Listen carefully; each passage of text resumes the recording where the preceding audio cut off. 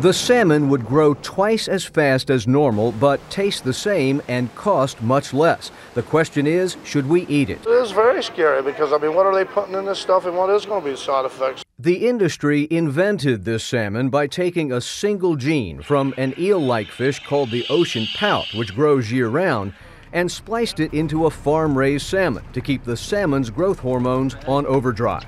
When you have a genetically engineered animal... Expert after expert told the FDA panel that genetic change did not change the salmon itself, that the flesh and nutritional content is no different from normal salmon, just as the company growing the fish has claimed. It means that it's the same as the traditional food. It's indistinguishable from the traditional Atlantic salmon. Keep genetically engineered salmon out of the food supply. But several environmental groups say the FDA has failed to study this fish outside the lab or in any kind of clinical trial. And the FDA hasn't done the necessary safety tests to make sure these fish are safe for human consumption. Another concern is that these oversized fish could escape from the tanks where they are supposed to be confined and become predators.